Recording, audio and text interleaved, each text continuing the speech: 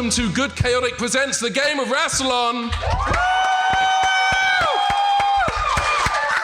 Yes. Funny people playing the Doctor Who role-playing game by Cubicle 7. I am your GM, Ben Paddon. I got one person in the audience that's excited about my presence. Real MVP. I will have everyone we'll go down the line and have everyone introduce themselves because you're all better at saying your own names than I am. Good idea. Yeah. I'm Châu Kate Lê. I'm one of the players on the Game of Rassilon and our new podcast, Good Chaotic. Hi, I'm Alfie Shaw. I'm a writer, and I'm only here because I was, in every sense of the word, free. Hey everybody, I'm Riley Silverman. I am also on the Good Chaotic podcast, and I'm also a writer, and I'm very sweaty. Thank you. I am Michael Nixon. You probably know me from this podcast, nothing else. And I'm finally got my temperature regulated after like 3 days. So, Jesus. I know.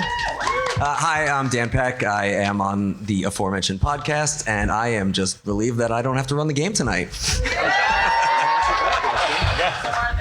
And I'm still Ben Paddon. So, quick show of hands, how many people are familiar with tabletop role-playing games? Yes! That's a good showing. That's great. That's awesome. How many of you are familiar with the Doctor Who role-playing game? Oh. That's a good... I'll tell you, we get a mix every year. Alfie, you don't have to put your hand up. You're Good. fine. I've no idea. Yeah. Oh, Alfie, do you need dice? No, I've got dice and a pencil. All right, marvelous. I'm hoping I need them. We're good. Everyone's good. I think everyone's good for dice. So if you're not familiar with tabletop role-playing games, for the 3 people who didn't put their hands up, we are going to run through a Doctor Who adventure for you now. We have our 5 players. That's going to be 4 companions and 1 doctor. The way that we do things here at Good Chaotic presents the Game of Rassilon is we do not know until we get started which of these... Cho, stop laughing. Sorry. I'm sorry. How dare you enjoy yourself? No mirth allowed at the Game of Rassilon. We don't know who's going to be playing as the Doctor because we determine that at random using a special magical 5-sided dice. What? I think I'll be rolling a D10 for this, which means I do need to get my D10 back up. I'm a genius. So we have everyone pick a Doctor and a companion, and then they lose my dice bag. There it is. I have dice if you need it. I have a whole set over here. Yeah, do you want to just go ahead and throw me a D10? Yeah. Thank you very much. Lovely dice given us by Lisa, who's in the audience right now. Hey! My lesbian dice from... So we're going to roll the D10. We're going to determine who will be playing as the Doctor. That person will be the Doctor for this session. Everyone else will be their chosen companions. And I'm going to start... Joe really does not want to be the Doctor. So it's going to be 1, 2, 3, 4, 5, 6, 7, 8, 9? Wait, how did math work? Yeah. Just tell us the number, we'll tell you. Yeah. Wait, how many of us are there? There's 5? Okay, yeah. Yeah. I got it all figured out. It's 90. 9. Oh, out of 9. Michael's Michael's the Doctor. Oh, no. Oh no, this is the best possible outcome for me specifically. I do have to give, so everyone's told me who their Doctor is and I've printed out the sheets, but I haven't given them their sheets yet because again, I'm very organized. So let's go down, there you are. Oh, yeah. Let's go down the line and have everyone Ben, introduce can I have who my they- dice back? Oh, you need No, I'm keeping it and eating it. I'm keeping it. You can get it back after class. Yeah. You can have it back at the end of the That's what you get for semester. sharing. Yeah. So if everyone wants to go ahead and introduce the character they will be playing as for this session. Yeah. So I famously didn't watch a lot of Doctor Who episodes while recording Game of Rassilon, but for this game I did, and I'll be playing Ace from the early years. I will be playing a version of Dr. Liz Shaw, which will be the one based on the very vague memories I have of a character I've not seen in quite a long time. Yeah. Huzzah! I will be playing Bill Potts. I will be playing Leela. And I regret to inform you all, I will be playing Peter Cushing's Doctor Who. Hello. All right, shall we get started with a Game of Rassilon? Yes. All right, we join our characters in the final moment of another adventure and... Oh, hang on. Sorry, Hang on, I can't actually find my notes about what that previous adventure was. No, that's okay. It's actually a great excuse to try out those story dice that Dan gave me earlier a couple of years ago. They're a great gift. I'm going to need 3 volunteers from the audience, actually. Let's go with you in the shirt there. You're going to roll the first one, and then you in the shirt. Glasses, That's you when can you roll narrowed the it down. second one. Yeah, that's you. And then You with the hair. You can roll the third one. That's human. How about you with the 2 eyeballs? So I have no idea. These story cubes were a gift from Dan 1,000 years ago, and I've never gotten to use them. So I'm very excited about this. So we're going to roll. You're going to roll 1 dice each, and we're going to use that to determine what the tail end of our previous adventure is. All right, give us that first roll. All right, we have, what is that? That is Brigadier Lethbridge Stewart. That is the Sword in the Stone. I kind of did this. That is an Ice Warrior.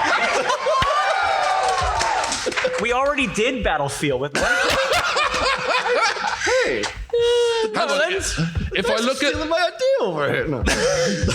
I'm going to keep these handy because you never know when they might be used later. If we're doing the Ice Warriors, someone needs to give Ben a lozenge now. Yes, so we're in the climactic moments of what I'm going to decide is a season 26 story that inexplicably has Peter Cushing's Doctor Who in it. I'm so dark and mysterious. An Ice Warrior is moments away from pulling the sword from the stone and possessing the mystic powers of Excalibur. The Ice Warrior grabs its hands around the handle and begins to pull. What do you want to do? What do any of you want to do in this moment? Leela throws a knife. Leela throws a knife.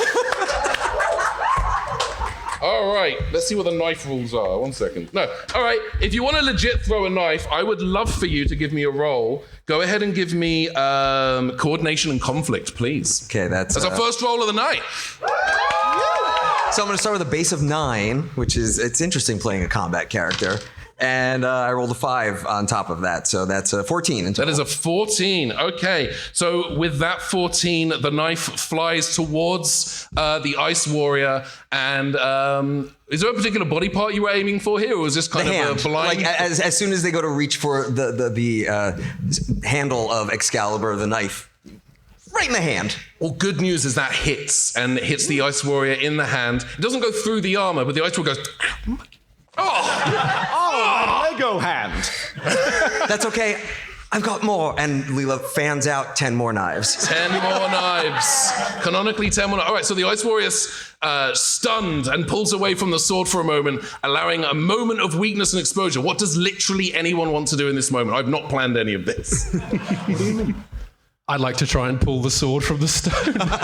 Sure. All right. Liz Shaw, please give me... I'm going to have this one be presence. No, I'm going to have this one be resolve and athletics. Cool. What do I do? Oh, so okay. So what you're going to do is you are going to take those 2 numbers and add them, and then you're going to roll your 2 dice and add up all the numbers total. Okay. And then you're going to tell me that number. Cool. And then I will tell you whether you rolled the dice good or bad. Brilliant. And I've got great memory. So what was the 2 things I was adding again? I can't remember. It's resolve and athletics. Okay. Wait, no. Yes, resolve and athletics. Okay, lovely. No, wait. Yes, resolve and athletics. And one more time for me? A presence and convince. Sorry. Fallen soldier. Wait, Jumanji rules, what does it say? This one says 4, and this one says a word I've been told I'm not allowed to say, but begins with F. Okay, so that's a 1. Yes. That's a 1, you've got Alfie. 7 plus whatever your... By the way, it's the better of the 2 Resolve F words to athletics. not say. Just to be clear, we don't have really offensive dice up here. It does not mean cigarettes and... Yeah. No. 10, I think. 10. All right. Liz Shaw goes to pull the sword from the stone, but unfortunately doesn't manage it. In the moment that you've gone towards the sword and the stone, the Ice Warrior has regained its composure and is now lurching towards you. What would anyone like to do in this moment? In my backpack, do I have a lighter? You're ace. I always have a lighter. Yeah. I mean, you have Nitro 9. You have ready to go explosives. I was going to say, I was like... Oh no, we gave Joe explosive. So who does Peter Cushing regenerate into? All right, who wants to roll for the next doctor? Let's roll a D8. You don't need a lighter to set off these particular explosives. Right. You know what? I was going to go like fire. Okay. Canon? That's not the right word. That's a delightful sequence I of know. words. I'm here for it. No. We're going to go just with the nitro. Let's throw it at the ice. You're going to throw the ball. Okay, all right. So, as he's coming this way, it's going that way. cool. You watched Remembrance of the Daleks, I assume. I tried It's to the one get with the that baseball far. bat. It is the one you watched, yes. All right, brilliant. So I'm going to have you. You are going to roll. Okay. This is going to be coordination and conflict because you are throwing Nitro 9. So we've got 7. 7 is your base. Yeah, we've got 7 as the base. Yes. And we rolled a 5 and a 2, so 7 and 7. 7 and 7 14. is 14.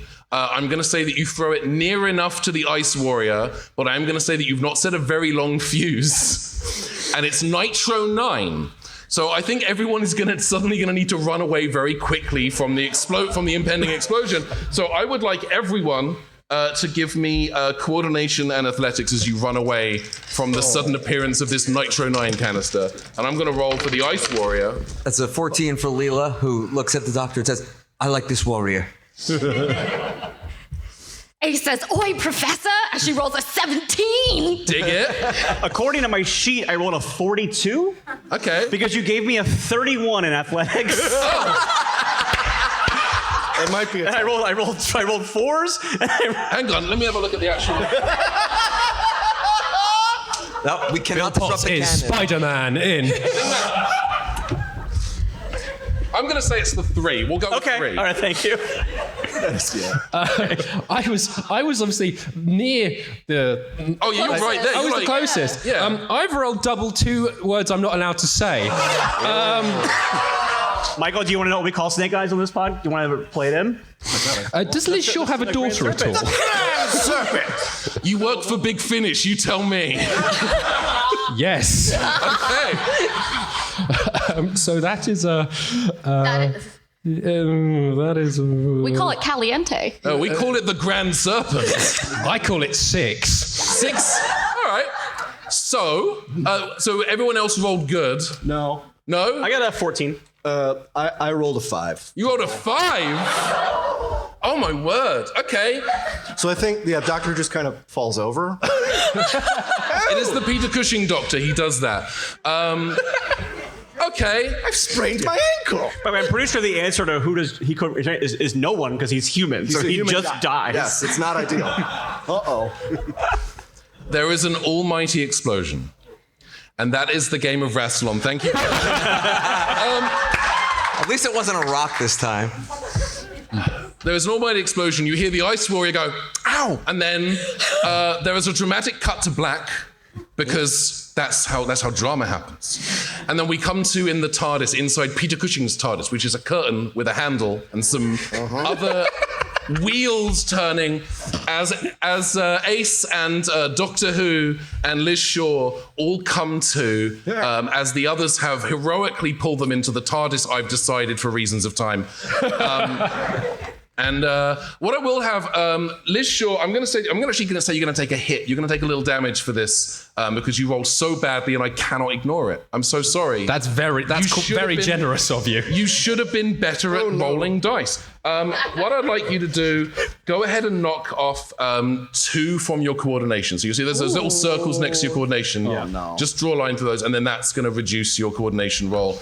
And then for Cushing, and did everyone else roll good? Was it just Liz was me. Shaw? and- I got a 14. You got a also had 14. Oh, you're 14. fine. Yeah, Cushing, I want you to knock 1 off your coordination. Oh, so now I have 1 in coordination. If only Doctor Who had a cane or a walking stick of some kind. Because there was an explosion, Leela's eyes changed color again. Yes. Do you want to roll to determine what color they are? Hazel. Hazel. Oh, that's nice. I don't know. The first color I thought of. Brilliant. If I wanted to be evil and have this whole room hate me, which I'm okay with for a second, but I would say you see a Mondasian Cyberman carrying Peter Cushing into the I will say I'm probably going to be better at doing a Mondasian Cyberman voice than I have of possibly doing a Bill Potts London accent. Well, at the end of that amazing adventure, you managed to defeat the Ice Warriors with no small amount of damages. I think this is the first time we've started with a deficit at the beginning of the game. But hey, that's fine. We might at some point during this adventure see Peter Cushing regenerate into someone. Who knows? Or not. But you're in the TARDIS, the safety of the TARDIS. The adventure has ended. You've probably said something funny. There's probably a really bad green screen effect as you open the door, and there's like footage from an old Roman movie where you've landed somewhere else briefly. Not lined up right. It's a mess. Oh my It's God. bad. The score is weird. But then suddenly, the TARDIS lurches to one side as if pulled by some unseen force within the time vortex, which, if you've seen any of the Peter Cushing Doctor Who movies, is basically a cup of coffee with food dye in it. And then suddenly, on whatever device Doctor Who uses to read such things, the time vortex is gone, and the TARDIS seems to drop like the Tower of Terror into nothingness. Oh dear! Falling, and then suddenly, nothing. Whatever Doctor Who's TARDIS has instead of the time rotor stops. And the TARDIS has seemingly landed. But where? Sorry, but where? Oh my, the lava lamps are out of order. And Doctor Who will move to a different, absolutely ridiculous section of the movie TARDIS. If you haven't seen this thing, it's like a black room with just wires and like tinfoil. It's great. He's going to move to like an oscilloscope that's stuck to a tin can, I guess, and take readings of the exterior. I'm going to take readings of the exterior. What type? Are you trying to get visual readings, or what kind of readings are you trying to get? So I want just to know want- how to obfuscate you. I'm from the 60s, so I want to make sure there's no radiation. Okay. I'm so glad you said radiation. Thank you. Oh my God.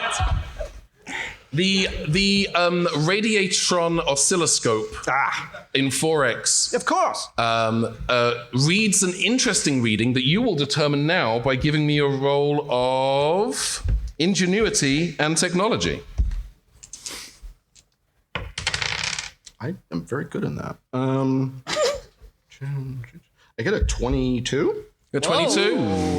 The thing we forgot to do, because we are playing second edition, any ones or sixes? No. No, cool. Okay, 22 is a very good number. I like it a lot. I'm very fond of it. We were best friends. We went to high school together.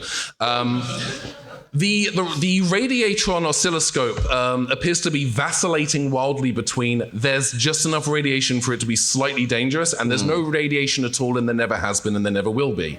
Isn't that weird? Oh dear. Can I bonk the oscilloscope to see if it helps at all? You can, listen, as long as you describe it using any other word than bonk, you can do whatever you want. Thwap? Can I apply the Fonzarelli method to the radiographic oscilloscope? Yeah, if you want to give me another roll and you want to use strength and technology, let's do that. Let's rock. Oh no! Jumanji rules, what does it say? Oh, that's... Oh, a word That's a that one. cannot be repeated again. Is it the F word? That's a 1. Can I back? Alright, 5, and then... Yeah, we're not allowed to swear, but our dice can. Okay. So what is that total, Michael? I'm working on it, Ben. I'm not good at math when there's an 8 involved. 13. 13? Yep. Yeah, nothing changes. Excellent. The oscilloscope is in perfect working order. Technical question, because it's the Cushing TARDIS. Yes. Does that mean it's human technology and Liz Shaw will be able to operate it, or does it still count as Time Lord tech? I'm gonna argue. That's great. I love that. And I'm actually gonna. You've already got maximum story points, but you can add an additional story point to the middle there. I did something right. Yeah. It's basically human tech. I think Liz Shaw could probably work out how it works. So Liz Shaw sighs, goes over to whatever the equivalent of the "Where are we?" machine is, Yes. and tries to find out where we are. Okay. Oh, it's a sat nav. Oh yes, those were all over the place in 1970/1980. Delete as appropriate. I'm going to have Liz Shaw do a ingenuity plus technology roll. If these just say F again, I'm changing dice. So how'd you spend your Saturday night? I watch people do math on stage. Okay, so that's 9 on the dice. Ingenuity. Ingenuity and technology. 16. 16's good. Yeah, you are able to repair the device that Doctor Who attempted to punch some moments ago. And the readings that it's giving are accurate. It is oscillating between there's a lot of radiation and no radiation. And that is because it is receiving both signals. It is getting mixed messages from the exterior. If only there was some other way to determine what might be outside of the TARDIS, some other, we should call it a doorway. Oh yeah, I walk up to the door and they're made of wood, and then I open the door and look outside to see what's out there. All right, you get a story point for doing the thing nobody ever does in TTRPGs, which is just open the door. I'm the first person in the history of RPGs to actually open a door. Yeah, it's great. Wait, is it a mimic? It's the vacuum of space. We're all pulled out and die instantly. But not. You know Then we can go home. So that's great. That's good news. You know that promo shot of Capaldi with Bill Potts hanging out of the TARDIS because she's fallen out? That happens. No. Okay. So the TARDIS, you step out of the TARDIS and die instantly. No, you step out of the TARDIS and find that it has brought you to what appears to be London. But this is a far cry from the London that you know. The wind howls through a city that lies in ruins. War-torn streets, collapsed buildings exposing the remains of their interiors, abandoned cars. A hollow wind blows. And the only sign of civilization are advertisements for sugar puffs, which adorn almost every blank wall and space available. You're not given a lot of time to explore your surroundings, however. You hear something moving over the rubble, and then you see it. A triumph of deadly function over unmistakable form. Straight lines and curves forming the silhouette in the shadows. And then it emerges into the light, golden, gleaming, and menacing. A Dalek. Oh, no, not again. What's that? You don't know what a Dalek is? I don't think I've ever met them before. All right. These are the Daleks. I've met them twice in 2 feature films. They're kind of rubbish, and they have weird little claws. No plungers, though. Some plungers. Whatever. Are the plungers relevant? I mean, it depends on which fan you ask. I've met him twice, once in a promo, and then the other time, it was actually rather nice. He was looking at telescopes, and he gave me a lot of information that I could use. It was great. Well, it sounds like I'm the only one with the actual weapon here. And Ace takes out her baseball bat and holds it at a length. Are you just Daleks, not even once. Are you just trying to threaten and / or intimidate the Dalek? What do you think? It's Joe. What do you think's going to happen? I would like to stand behind Ace. Joe a baseball bat. That's essentially, yeah, she shoves the rest of the companions and the doctor kind of with her arm behind her and holds the baseball bat out in the other. All right, if you're going to intimidate, I'm going to need you to roll presence. Okay. 4. And I'm going to call it presence and conflict. Okay, 7. And then we get a +2 with the baseball You bat? get a +2. Well, the baseball bat adds +2 to your attack. Okay, never mind. Is it the same? No, it's not. That was destroyed. Never mind. It's just a baseball bat. Oh, no. And 13? 13. So with that not incredibly great intimidation roll, what do you say? Oi. Yeah. Oi. Oi, I know you like your fish and chips without malt and vinegar, don't you? That's right. Making really weird choices over here. Yeah. I'm in heaven. I didn't know Ricky Gervais had played Ace at any point. I also just want to say for the audience that Joe is from England. Like, this is not. This is really terrible. I am not. I do not check my birth certificate. I'm a dishonor. The Dalek stops in front of you, and you hear a little voice from inside go, "What are you on about?" And then you hear another voice from beyond with such authority shouting, "Cut!" Cut. Leela throws a knife. Wait, are you actually doing that? Yep. In what direction? Towards the Dalek. Towards the... All right. Okay. Go ahead and give me coordination and conflict. Okay. Please tell me it whizzes right by Ace's face. Just... I got a 20 with a 6. Oh, yes!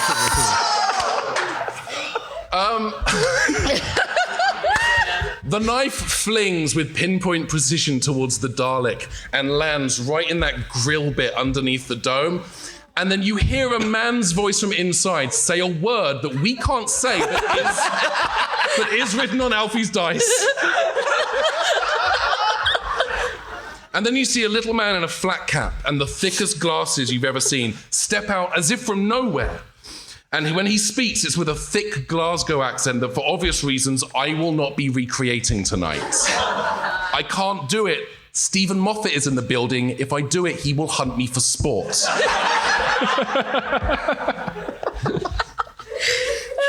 The top of the Dalek swings open and a little man in a black polo neck sweater sticks his head up and goes, "Hey, Gordon, can we get a wiggle on? Ain't I fighting these things?" And then the guy with the glasses and the hat, who you've now learned his name, Gordon, looks at you and says, What are you doing here? We're in the middle of a shoot. We're trying to get some B-roll here, and you're right in the shot. Well, aren't there supposed to be any extras in this shot? What are you doing?" Glasgow accent. I believe there's been some confusion. When and where are we exactly? Have you got method? What are you doing? And where have you been? We've been looking for you all day. Why? We haven't seen you all day. We've been looking for you, we've been looking for Bernie, we've been looking for Roberta and Jill. We can't find any of you. And now you show up with a bunch of strangers. I'm sorry, what was your name again? My name is Gordon Fleming. I'm the director of this movie. Hi, Gordon. My name's Liz. We're from UNIT. We hear you've been making a movie based on some aliens that my friends have met, which means you shouldn't have knowledge of them. We're here on a military inspection, and in fact, quite frankly, could you explain yourself?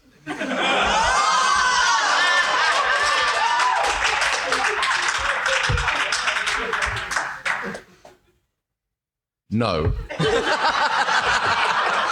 What on earth is UNIT? I'm sorry, that's classified. Can I speak to whoever's in charge here, please? Well, that would be me. I'm the director. Oh, it's not anymore, mate. I don't want it's it. not. Listen, none of this stuff. You're all in the shot. We're trying to make the best. If we can't find the core cast, we're going to have to abandon the shoot and we're going to have to cancel the entire movie.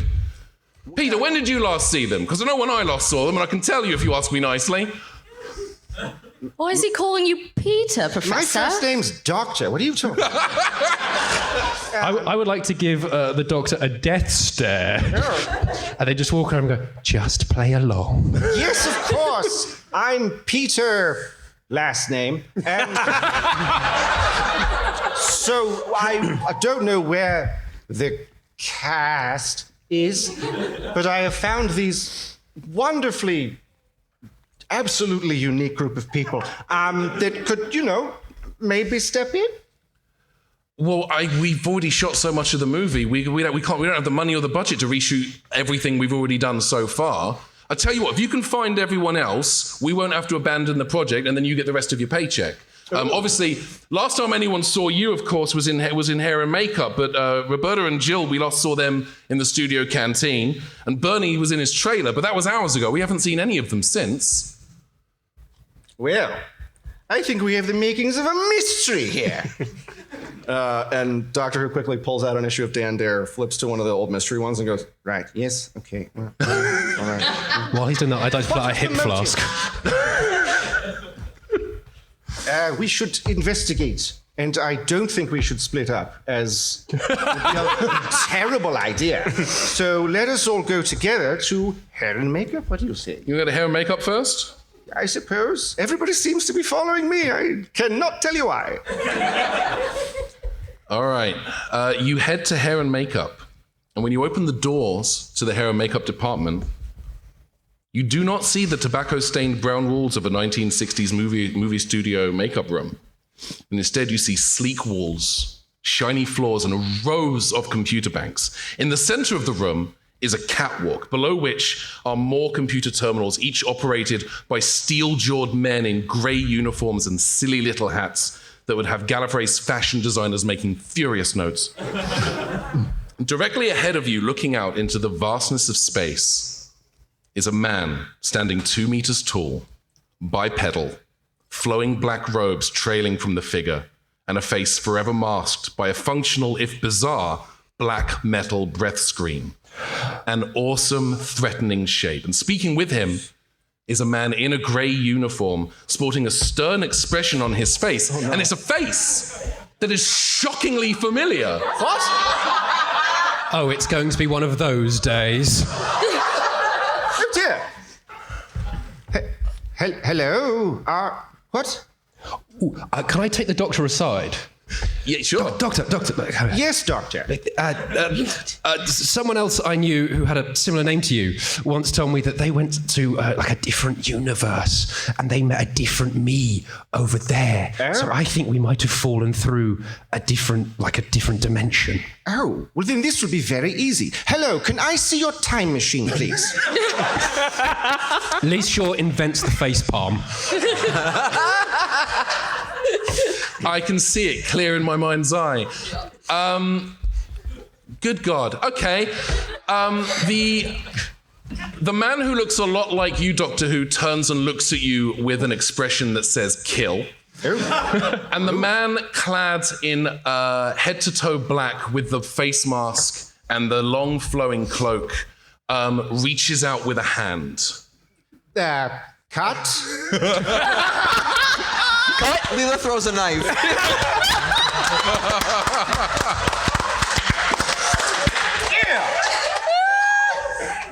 Cook it with gas, Dan. Oh my gosh. Anyway, Waiting for it, and then when it still Nice. happened, I was still excited about it, even though I knew it was coming. Doctor Who, I need you to I didn't even consider this would happen. I'm an idiot. I would like you to do coordination and conflict, please, against Darth Vader's force push. Is there any way my boombox of music can give a little oomph? Do you have the boombox? You don't actually have the boombox on your sheet, so I'm going to say no. I'm sorry. Just work out if Liz would or would not know who Darth Vader is because it came out in 1977. Yeah. I'm the only one here who knows exactly who this person is. So can I assist by like trying to like knock the doctor out of the way of the... Oh, you can absolutely assist with that. Yeah, if you want to roll a coordination and athletics for a knock. All right, so 3 plus 31. Got it. All right. Yeah. In the meantime, I got a 4 total with a 1. Oh! It's been great, everybody. So you're going to use the 4s? I'll see myself. Dan, Yes. no. Yes. I'm a 12. I'm threes all around. Threes all around. It's giving out threes. Like they're going on style. It's giving 3. It's the giving 3, which is a beloved childhood book. I saw a hot girl in the cafeteria, and I gave her all my 3s over and over again. All right, so we need to do another podcast. Or anyway, back to this one. I think with that roll, especially because there was a 1, I really want to yes and this, but I think what happens instead is Darth Vader does push both of you a couple of meters away, and then starts walking towards you menacingly with a lightsaber. And there's a brief fleeting moment where as he's walking towards you, the other Doctor Who in the grey uniform looks at you with like a flash of realization. And there's a moment of panic on his face before he goes back to being steely and cool and evil. And I want to stress that he's not wearing pink slippers. May I throw my knife at Darth Vader, please? Sentences I never thought I'd hear. Yeah, absolutely, please. Coordination and conflict again, please. Sorry, what was it wrong? Coordination and conflict. Okay. That's a 19 with a 6. Okay, I'm going to say, because I did do a counter roll for Darth Vader, and his roll was bad forever. So this is clearly the A New Hope Darth Vader with the helmet that's covered in fingerprints. Before they'd really properly figured out what the Force was beyond annoying people's necks. So I think the knife, I think he goes to try to Force deflect it, but he's either too soon or too late. If you've ever played Connect Star Wars, you know what I'm talking about. And I think it hits him in the helmet and goes twang. And stuns him for a second. And I think in that brief moment, the other Doctor Who looks at you all again with a moment of concern. What do you want to do? And you've got Darth Vader is stunned and for a moment, not incapacitated, but he's going to take a minute. What do you want to do? Double tap the head with the bat.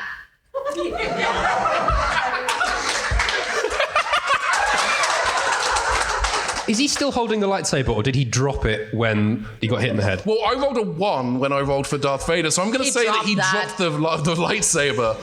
It's just burning. In that case, He dropped it. Has anyone seen that episode? He drops it vertically. It just burns all the way through. So Liz Shaw's quest for a sword can't be completed I'm actually going to say it's not dropped vertically because that would be ripping off a beloved animated show. I'm going to say it does land on the floor and rolls a little bit towards the group. I'd like to, while Ace is going forward to hit Darth in the head, I'd like to proceed behind her using her as cover. Oh, and then pick up the lightsaber as she goes to... Two-prong approach. Okay, so I'm going to have you roll for Ace, coordination and conflict. Okay. By the way, same brain, Alfie. We both have the exact same thought about that. Liz wants a sword. Liz Shaw, I'm going to have you roll presence and subterfuge as you're trying to sneak behind Ace. Coordination and conflict. Coordination. Well, one of those is a 0, so that's good. Good start. Oh, I zeroed myself out because I rolled a 6 and a 1. Yeah, those cancel each other They out. do. But what was your 7 total? plus 7 is 14. That's a 14. It's Okay. a 14. We're okay. How's Liz's stealth roll? Not good. Oh, not good. Not good. What was is it ingenuity you were saying? It was presence and subterfuge. Oh, well, even worse then. That is 10. 10. All right. When was the last time Liz Shaw bought new shoes? Because I think the heels are squeaking here a little bit. What did you roll again? 14. 14, yeah. I think that Darth Vader is sufficiently distracted by the knife in his helmet that 2 bonks to the noggin will do it. You might be the first person to successfully properly knock Darth Vader unconscious. Ace did it for all our bad babes. Yeah. Liz Shaw is not stealthy enough to go for the lightsaber. I'm going to give Bill Potts an opportunity here. Bill, if you would like an opportunity to try to sneak over to the lightsaber. I think I'm going to kick it to Liz. Oh, hell yeah. Because I think the idea of seeing a competent woman with a sword would very much excite me. So right now I'm seeing Ace and Liz. This seems like a great moment in Bill Potts' life. So I want to get this sword to Liz, and I also like the idea of completing your arc. So I'm going to kick the lightsaber towards you because I feel like you seem like you know what you're going to do with a sword because you've already tried to get one earlier. Now you're going for a second one. I'm like, I don't know what to do with it, so I'm going to give it to you. Yeah, go ahead and give me coordination and athletics, if you could, please. Okay. All right, I got a 1, just so you know that. But I got it's going to be a 10 total with a 1. I think you go to kick it, and I think it's not a bad kick, but I do think you kicked it past Liz Shaw. Yeah. And it lands at Leela's feet. I'm gonna say, you know what? Still a pretty good outcome for Bill Potts' whole thing. Excellent choices. John Williams' music begins to swell as the lightsaber just enters Leela's hand. As Darth Vader is still kind of trying to gather his wits, the other Doctor Who in the grey uniform looks at you all and goes, "Oh goodness heavens! What am I wearing? What's happening here? Who are you? What am I doing over there?"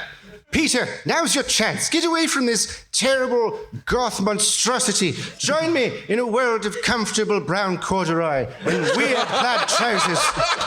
Your boots look terribly uncomfortable, Peter. You have to join us. Peter can see the open door behind you that still inexplicably leads to the studio, makes a beeline for the door. Yes. What would the rest of you like to do in this moment? I'm going to help Peter so I also don't get in the way of the competent people doing combat. Okay, 2 Peters Cushing head towards the open door. Ace, Leela, Bill, and Liz, what are you doing? I am watching Leela because a lot's happening right now, and I want to see what happens. Leela ignites the sword and goes for Vader. At least you didn't throw it. Yeah. She can't because a bunch of video game designers would now lose their ability to write games in the future. Yeah, let's have you. Strengthen conflict, please. Can Leela get a bonus? Because Ace is still there with her bat. So she's going to go for a 3rd. On the unconscious Darth Vader. He's not unconscious. Is he not unconscious? Yet. He's not unconscious yet. He's just kind of stunned My and apologies. dazed. I have a 16. Okay. And if you would like to help? I would love to help. This is like the scene of The Last Jedi. Okay. All right.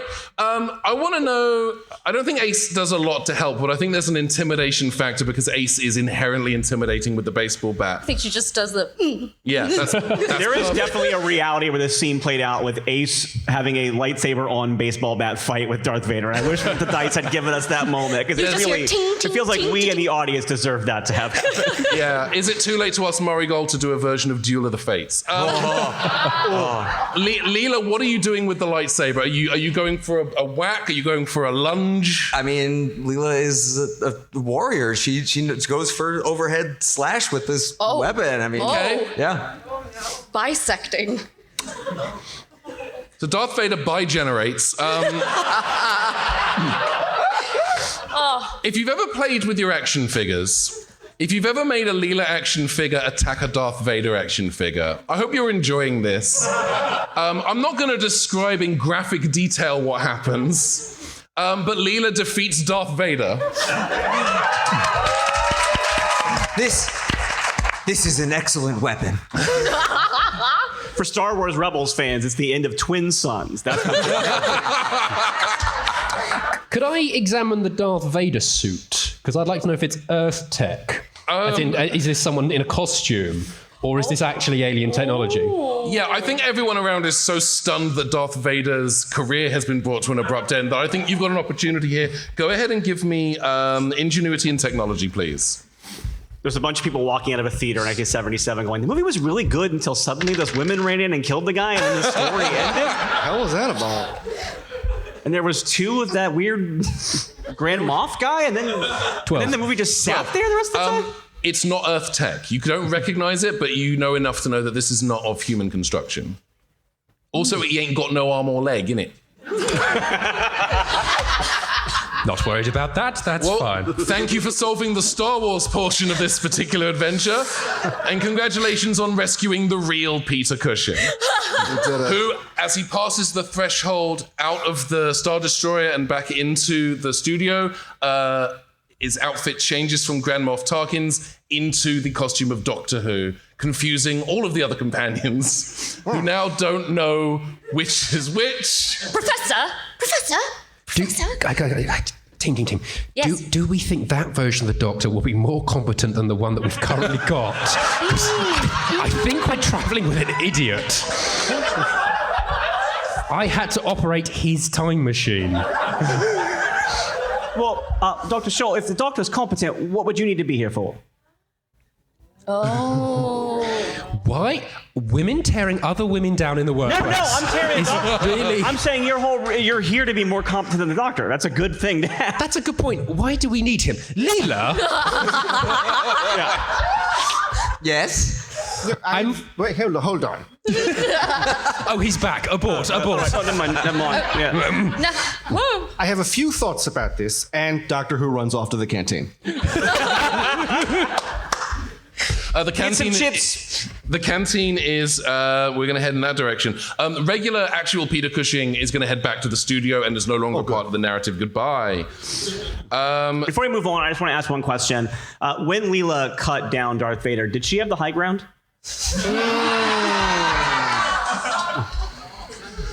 Yes. Okay.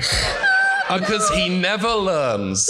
I have a follow-up question. Yeah. So when Peter Cushing went from one reality to the other, his costume changed. His costume changed to that of Dr. Reginald Who, yes. Yes. Well, granddaughter's called Susan Who. It's so dumb. Anyway, sorry. When we go to the canteen, does the lightsaber, which obviously I'm assuming Leela keeps hold of, does it remain a lightsaber or does it change into something else? I didn't want to ask that question because I was afraid Ben might take it away, but let's get the answer. Is it now a Graflex again? Like, is it just a lighting fixture? I'm going to put this out to the audience. You think Leela should keep the lightsaber? An audience who like fans! All right. Or I'm sure I'm going to regret this, but yeah, Leela can keep the lightsaber for the time being. Good, I already wrote it on my character sheet.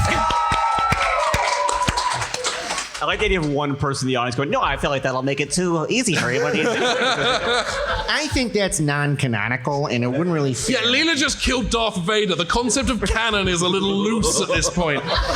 You're literally Doctor Who. Yes. All right, you open the doors to the canteen, and where you expect to find trays and dinner ladies and burgundy tabards, you instead find mud and rain and heavy, horrible rain. And before you lies what seems to be a dense jungle of luscious, verdant greenery protected by an impossibly tall electric fence. Leela, cut it down. On it. You might want to put a pin in that for a moment. Don't cut it down, whatever you do. Because in the mud between you and this fence, there's a kind of railing in the ground, kind of a thin track, as it were. And parked on the track right now are two garishly colored Jeeps, green and red with yellow writing. I had a feeling. I was like, wait, was Peter Cushing in Jurassic Park? He was as great as the dinosaur. What are you talking about? True. They were all women. What are you talking about? Now, It was a different time. It is entirely possible that the Jeeps do not have your full attention at this time, as there is a rumbling sound, a vibration in the ground that hits every few seconds that you can feel in your bones. And then the thick metal wires of the electric fence are snapped one by a large, looming Tyrannosaurus Rex, which has definitely spotted the Jeeps. Because inside one of them, shining a light out to get a better look at the creature, are Roberta Tovey and Jill Curzon. What do you do? I actually got distracted because there was a puddle that was rippling. And I went to a very special place for just like a moment. Riley, you can have a story point.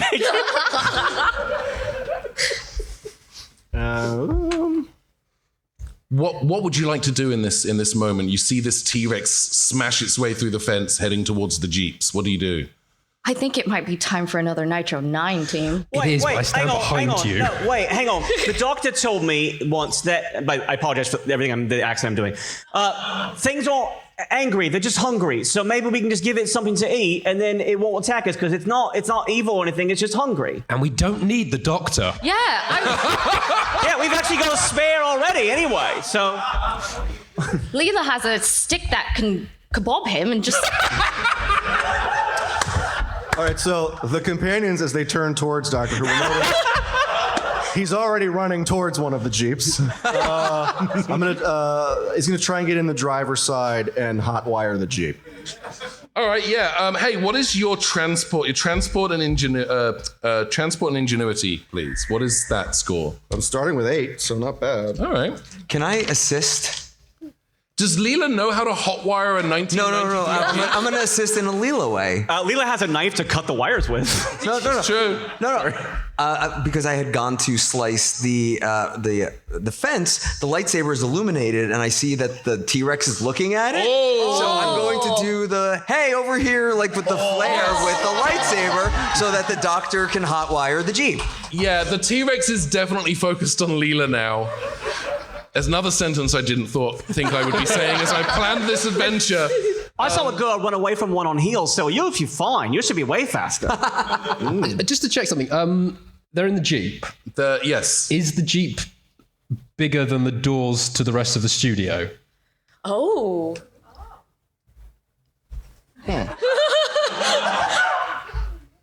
No, it would fit through those doors. Okay, fine. I just wanted to check that. In that case, can I go and help assisting hotwiring the car? Because it's not a dumb... All right, so we have a couple of things happening here. We have Liz Shaw and Doctor Who, Dr. Reginald Val Johnson Who, attempting to hotwire the Jeep. And we have Leela distracting the T-Rex from Jurassic Park with Darth Vader's lightsaber. This is the best Mad Libs I've ever done. This is a Big Finish box set waiting to happen.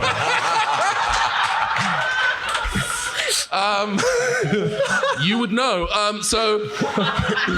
Leela, I need you to roll. I think this is presence and survival for Leela. Okay. And then, it's going to be ingenuity and transport for Doctor Who and Liz. And I think, Doctor Who, you've already rolled, yes? Yes, I got a 14. You got a 14 is good? I got a 16 with a 6. Oh, I like that. Oh. Also 14. 14. Ooh. Yeah, those are decent rolls for the hot wiring. Maybe not as fast as you'd like to be, but the good news is that Leela has very graciously and possibly finally made herself a target for the T-Rex. And the T-Rex is stomping towards Leela at speed. Leela runs away towards the restrooms. Yeah. Oh no. Oh no. Oh no! Oh no. When you gotta go, you gotta go.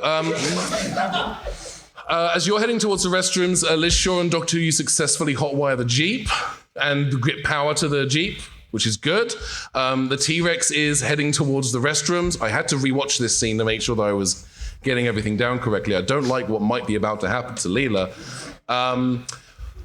What are we all doing now that the T-Rex is very firmly fixated on going to the restroom to eat Leela? I'm going to try to be useful for once in this game, and actually, I'm going to try to direct the two people we're coming to rescue. Yeah. I'm going to direct them towards the studio doors. So like I'm basically like being the like come this way, we're trying to save you person. That's good. Okay, yeah. So as your hot, actually this is a good point. Which Jeep was Doctor Who and Liz Shaw hot wiring? The one with the people in. Okay.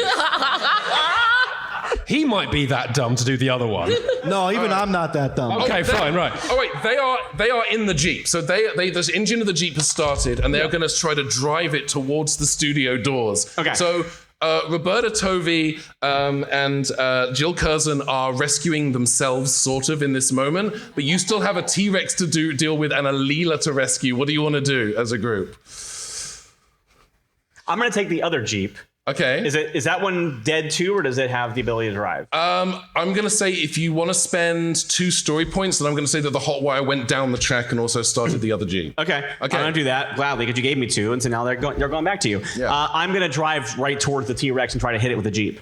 I'm gonna be in the back because I can't drive. I'm a teenager. Okay. From England too. Yeah. We don't drive. I don't know if I can drive, but I can crash. That's actually not that hard to do. And I'm pretty sure it's just point the thing at the thing and hit the gas pedal. I'm pretty sure I can handle it. I'm going to dig around in my backpack for another Nitro 9 just in case. All right. I'm going to make a judgment call and say that the Jeep does have a proper sunroof instead of just that bit of plexiglass that gets pushed in. I'm going to say that you can open it because I want things to move forward. So if Bill Potts with Ace riding shotgun is heading at ramming speeds towards the T-Rex, then I would like Bill Potts to roll coordination and transport. And Ace, what is your goal here? I'm hoping that we can time this right with the T-Rex mouth opening and the Nitro 9 just shoots in. Okay. Sure. That's the wrong Spielberg movie, but I'm for it. If I have to hit it with the baseball bat, I will. We'll make this Field of Dreams. All right, yeah. So we've got Bill Potts rolling that one. I would like you to give me coordination and conflict. If they build it, Ace will blow it up. What? Yeah, give me coordination and conflict. Leela, what are you doing in this moment while all of this is going down? Well, I'm afraid that we're going to jump to Lord of the Rings next because I was going to do a "You shall not pass" with the lightsaber. No, because I love you, Ben. I'm actually going to have Leela throw the lightsaber into the woods as like a distraction thing. So hopefully it turns its attention that way. And yes, I can't believe. Well, luckily, since it's a lightsaber, when you throw it, it just boomerangs back to you. Are we saying Leela is canonically force sensitive? I will would roll. explain a lot. I will roll for that. I will roll for that. Give me, if you're going to throw, give me coordination. I'm going to call this coordination and athletics, I think. Okay. Give me that roll. 18. Ooh. All right. Yeah, you Nice. fling that lightsaber into Steven Spielberg's jungle while You're gonna love this. Bill Potts drives. What did you drive? What did you roll for your driving? Benjamin Catherine Paddon, I rolled a 12 with a 6 on the dice. Okay, I'm going to take that 6 and I'm going to say you're heading in vaguely the right direction. Despite being on the wrong side of the car and everything. Despite being on the wrong side of the car, yeah, it is a little bit of a learning curve for Bill. Ace, what did you roll? Ben Paddon, I got a total of 17 with a 6. Oh! That T-Rex.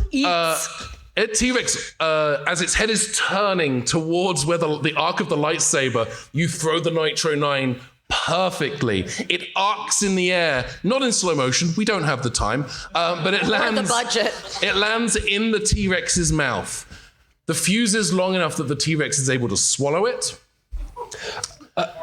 At this point, can I just ask how story points work? Oh, yeah. I appreciate is a question, but I do have a point to all this. Yeah, so story points, you can use them, you can spend them to make changes to the narrative. In the example, Riley used story points to have the hot wire also affect the other Jeep on the track. Fabulous. In that case, is there any chance I could spend some story points to have Liz drive the people we are trying to rescue through the door while in the background the T-Rex explodes? Like a goddamn action hero. And it does a jump, and while it jumps, she yells family. Over a canteen table. Yeah. All right, I will let you do this with no story points spent, but you have to promise me that makes it into a Big Finish audio at some point in the next 5 to 10 years. Coming soon from Big Finish Productions. Jurassic Park. Somehow we got the rights. I'm sure Eric Roberts can hook you up. Unfortunately, there's never been a dinosaur in Doctor Who twice in 2 seasons. So. The dinosaur explodes in what I'm going to call a slurry of dino mush. I actually said this earlier today to myself. It's very funny, brother. Is there any worse word than slurry? I mean, there are a lot of them, but I don't like drool. There's a lot of bad. I know there are a lot of Moist. That's a classic. Squelch is pretty bad, I will say that. Yeah. The T-Rex is defeated, and you have rescued Roberta Tovey and Jill Curzon. You did it. I hope the rain washes the T-Rex. No, I was trying to avoid that, but thank you. Goo. But I think that Leela's also going to look right at Ace and go, "You are an excellent warrior." As I hop out of the truck, I go, I live my life a quarter kilometer at a time. By the way, Alfie, you also can spend story points if you have a poor roll. You can increase your roll by 1. Oh yeah, and you can spend story points to make that roll. To know at the beginning. The way the game works, like you have no buts, yes and things like that. So you can make one. It's like just a slightly better roll. Okay, yeah. That's good to know. In our defense, Alfie, I too just remembered that. Okay.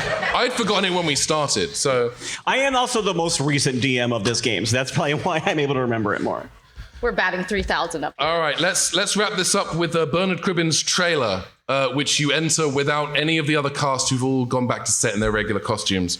And instead of finding yourself in the trailer, you find yourself in a parking lot behind a brick building. There are no cars, but what you do see is 5 groups of suited men, all in groups of 3 or 4, armed with a variety of weapons, chains, guns. Oh my god! Gosh. What? Pipes.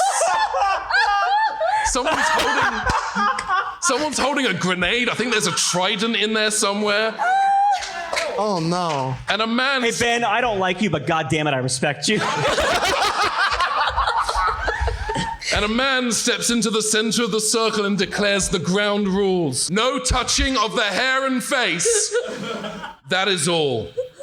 And there is a thick tension in the air, heavy and palpable. So palpable, in fact, that you palped it briefly on your way into the trailer. It even feels like the conflict could escalate quickly at any given moment. So it is now with horror that you realize that standing among one group of men, with the PBS newscasters, is Bernard Cribbins, suited and booted. What do you do? Are we I still hug in the him. Jeep? Oh. Oh, ooh. How You many... really regret inviting me on, don't you?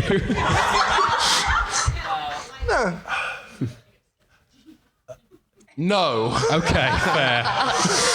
Killjoy.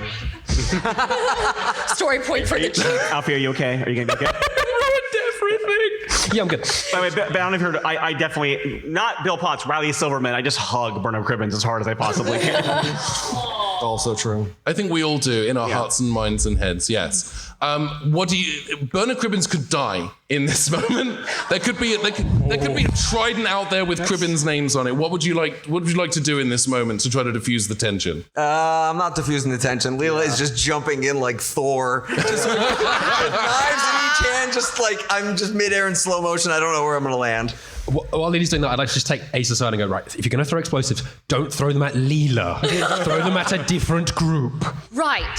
Same team. Doctor Who, having been inspired by the bravery and capability of the women he's traveling with, will simply turn to the ladies and go, "Women, cover me." And Doctor's going to race into the field of battle to try and get Bernard Cribbins. All right, you just sprinting for the group? Yeah, the oldest, most befuddled old man sprinting in the history of Britain. I'm doing it. I'm going to leisurely walk past him.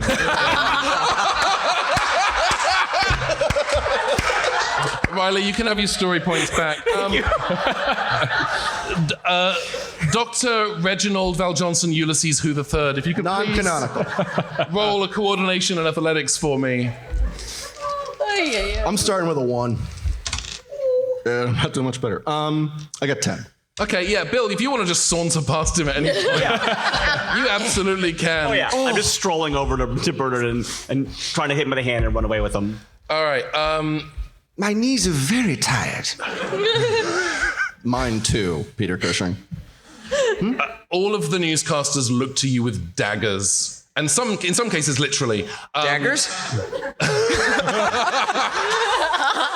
I step forward and go, I will give an exclusive interview with one of these groups.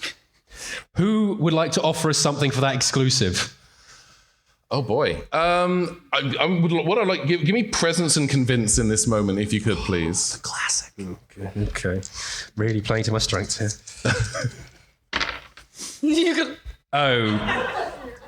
Word I can't say. 10. I can't just get 10s all the time. This show's not very good at this. How dare you, sir! What? Sorry. So here's what happens. Is nobody pays any attention to Liz Shaw. Story of my life. Yeah, it's a bummer. Sexism, that's what it is. It is. Well, I mean, if you've seen this scene, I did watch this scene on YouTube, it's not great. So they are, I think what's happened is that they are all right now, they're ignoring you and staring at Leela with the knives, and everyone has now has their weapons pointed at Leela. I mean... You got this, hot shot. I have a lot of knives. I just want... I'm just picturing like a John Wick style, like slow motion Leela, and Immigrant Song is playing as they're doing it. Yeah, just like Gambit spinning, knife this way, knife this way, knife. You know. Which one of us has to say it now, Michael? Remember it. The rest of us in slow-mo are just like, oh, wow. Wow. Oh, my. I'm turned completely the wrong direction, and Doctor Who misses all of it. I think you're still running towards the group, I think. Yes. Sorry, Leela. All right, yeah, go ahead and give me coordination and conflict, please. Ooh, 12 with a 1. Oh, no! Hey, nobody's perfect, okay? So you don't hit anyone, and they're all very angry. And this is when the tension breaks, because now they're going to chase after you as a group. What are we doing? I'm going to run towards the studio doors and get them back with us. Yeah. I'm using the distraction of them going after Leela to try to get Bernard Cribbins out of there. Yeah, I'm all for that. That's great. Doctor Who does the slowest turn 180 degrees and starts kind of power walking back towards the studio doors. Oh, my. Oh, this is a lot. Oh, dear. How are they coming towards us? Is it sort of from all sides, or are they coming together and charging? Like I'm going to say it's like they're coming like a row. They're all chasing you in a row. It's like Red Rover. Oh, in that case, I just turn to Ace and go, it's your time to shine. I'm already holding the Nitro 9 in my hand, just like tossing it up and down. We are about to solve the 24-hour No, I'm pretty sure one of them is going to stop me. Does anyone want to stop Ace from throwing Nitro 9 at every American comic actor from the early to mid 2000s? Sorry, Ace. Yes. Use every bit of Nitro 9 that you've got. Yes. Now is not the time to miss. If in doubt, a bigger bang. They smell terrible. All right, give me a roll then. Let's do coordination. Coordination and conflict. You know, for comedy, it comes in threes, so it only made sense that we bring it back for a third time. Oh, yeah. You said coordination and... Coordination and conflict. Wow, I'm just... You're old faithful. Just that. Oh, no. It's an 11 with a 1. 11 my God. with a 1. You overshot. People are overthrowing in this game. Yeah. You overshot and the nitro line bounces past the group towards the building behind you and immediately explodes. My eyes change color again. What color this time? Green. Okay, that's good. The building behind you collapses in rubble. What I will say... Okay, that's enough to distract the newsreaders who can't resist a scoop. Well, they could, because earlier they ignored me. Yeah, but this is a brick wall we're talking about. Are you saying that a brick wall is more interesting than a woman? Than a capable, intelligent woman in 1970s America? Then the plot of Anchorman? Yeah. Sexism wins again. The whole plot of this movie is a good woman at her job ruins everything. That's the premise of this film. I think that might also be the premise of season 7 of Doctor Who, unfortunately. I think it's good, honestly, that everybody else is rolling poor because it means that Bill is not distracted by hot women doing good things. This is true. And instead, I'm focused on getting the dude out of there. Put a pin in that because Bill may have a moment in the next scene. You all head towards the trailer door back out into the film studio. You have solved my Anchorman puzzle. Congratulations for rescuing Bernard Cribbins. Who, as he steps through the threshold, is wearing his police uniform from the film Dalek Invasion Earth 2150 AD, proving ACAB to be correct. ACAB, all cops are Bernard. But then, suddenly, a great darkness falls, like someone flicking the light switch off. And then the lights come back on again. This is what happens when there's no light. It gets dark. You see, Doctor Who is educational. But then the lights come back on, and you find yourself standing on that ruined London set again. Only this time, it doesn't appear to be a set at all. In fact, all around you, stretching as far as you can see, London lies in ruins, tattered, Sugar Puffs branded ruins. And then, stepping out from under the archway near what looks very much like the TARDIS, trapped under girders and rubble. It actually looks exactly like Doctor Who's TARDIS, shockingly enough. Hey. But stepping through the archway is a woman. She wears a black pantsuit with a Bluetooth earpiece in her ear and holds an iPad in one hand. She has a thin necklace hanging around her neck, on the end of which is a charm depicting the twin masks of comedy and tragedy. This is Calliope, the god of stories, part of the pantheon, and a person I've just invented. I'm glad you said, I'm like, am I supposed to know who this is? And I was going to feel really bad about it. No, I've invented my own god. Using mythology. Happens a lot, more than you'd think. And she looks at you, she's clearly talking on her Bluetooth, and she says, yeah, Well, then we'll just have to greenlight a 4th Venom film if Craven's not going to do it, and... I throw a knife. Yeah. Dan throws a knife.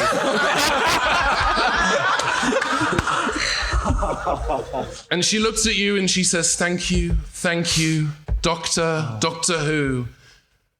You have done exactly what I wanted you to do. By rescuing the cast, you have established that this film will be made. And that means the Doctor Who and the Daleks are nothing but fiction. You have trapped yourself in my realm, the land of fiction. I have defeated you. Well, it's been a good night, everybody. Oh, dear. Well, Calliope, have you considered that we're all stories in the end? She just waves her tablet around like, yeah. Have we just made... sorry, forgive me.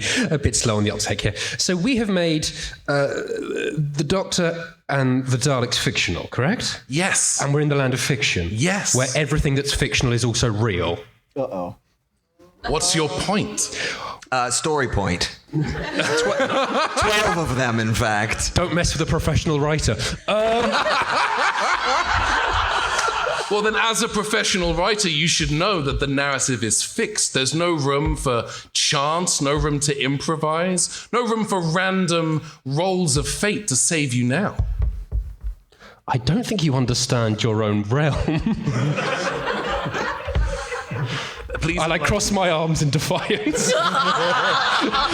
Lee Shaw talks down a god. Now, this I will put in a box set. All right, but only if she's riding a dinosaur while she does it. Yes. Oh, God, yes. I pull out my non-branded mobile phone and I load up Archive of Their Own and I look up Doctor Who /Daleks /Ace /Liz, and I look for stories that are fan fiction of what's happening here to push back against the fictional narrative that's being written here by. I love this so much. I love this so much. Do you know what? I have a funny idea. I'm gonna have you spend. This is pretty bonkers. I'm gonna have you spend 6 story points for this. Done. Yeah. But I'm gonna have you to determine the story that you found. I'm gonna have you pick 3 dice and roll. Oh, I love it. There we go. You know what? Let's let the audience roll again. I like yeah. that. Oh, yeah. That's more fun for me. 3 people, not the same people as last time. You in the fez, you with the blue shirt and the black hair, and you in the hoodie with the glasses. Please come up. Now, last time I previously picked the dice to kind of control things a little bit. This time I'm leaving everything up to chance. So I'm going to have each of you pick one each of these die. Pick one, and then pick one. If we end up with an ice warrior pulling a sword out of a stone. You ready, Alfie? Oh, yes. All right, go ahead and roll, please. The first dice is a Dalek. Okay. All right. We The like second it. dice is is that a sonic screwdriver? I think so. That's a sonic screwdriver. Okay. Oh God, is that what is this? I can't make that out. Oh, it looks like a samurai. Samurai. It's a samurai.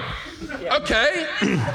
Riley, I'll let you figure out how those pieces fit into your family. All right, here's what happens is that, so I do this, and as I'm like looking at this newly crafted narrative, I suddenly see a Dalek, but it's the Dalek that I know, which is the good Dalek that's on Skaro with the observatory and everything. Rusty. Rusty. Yes. Coming in, and they're instead of having one of the 2 arms, there's a hand that's holding a samurai sword that I hand off to Liz Shaw. And then what was the third thing? The third thing was specifically Matt Smith's sonic screwdriver. All right, and then I don't know what this is, but I see this thing and I look at it and I look at everyone who's here and I give it to Ace because I feel like maybe it blows something up. So, or I take a second and I look at it and I like let it buzz and then I realize it's not what I think it is and then I hand it to Ace to. I actually have a story about that. I'm not going to say it now while we're on the panel, but if people want to ask me about it afterwards. I might be playing Riley Silverman and not Bill Potts at this point, but we're still... All right, so literally wielding the power of the narrative, Bill Potts has managed to give us a Dalek who's handed a samurai sword to Liz Shaw, and Ace now has a sonic screwdriver. What would you like to do with this? You are now holding powerful narrative items. I would like to literally cut the God of Stories from this story. Oh, I love it. The God of Stories is about 500 words too long, so you have to Shove her in one of those like simple pop-up books. Hell yeah. Do you want to do anything with it? Is there anything you would like to do with the Sonic in this moment as well? Maybe to help Liz, or if there's something Yeah, you'd like I think to... assisting, and then let's put her somewhere specific. Yeah, the pop-up book idea. Oh, I love that. Yes. All right. Yeah, go ahead and give me, for Liz, I would like you to give me, I'm going to give you coordination and conflict. But I'm going to give you, for the sword, I'm going to give you a +5. Good, because This is a good sword. Terrible. And then to help with the Sonic, I'm going to have Ace roll ingenuity and technology with, again, a +5 because of the power of the narrative. 11 + 8, which is 19. And that's including the That's +5. with the 19's +5. very 19's good. very good. All right. You wielding the sonic screwdriver like a wand, you manifest a pop-up storybook. Seriously, 10. These are rigged. Is this with your +5? Oh, Spend 15! 15! And also, you can spend story points. Yeah, that's appropriately meta. I'll burn enough story points that I need to burn someone out of the story. Yes. A samurai sword-wielding Liz Shaw. God, I get to say some wonderful things on this panel. Cuts down Calliope, the god of stories, slicing her in half, and those 2 halves fold like sheets of paper into the pop-up book, and the book snaps shut, and vanishes. And you find yourself on the set of Dalek's invasion of 2150. You have defeated the god of stories. Congratulations! That's it! You did it!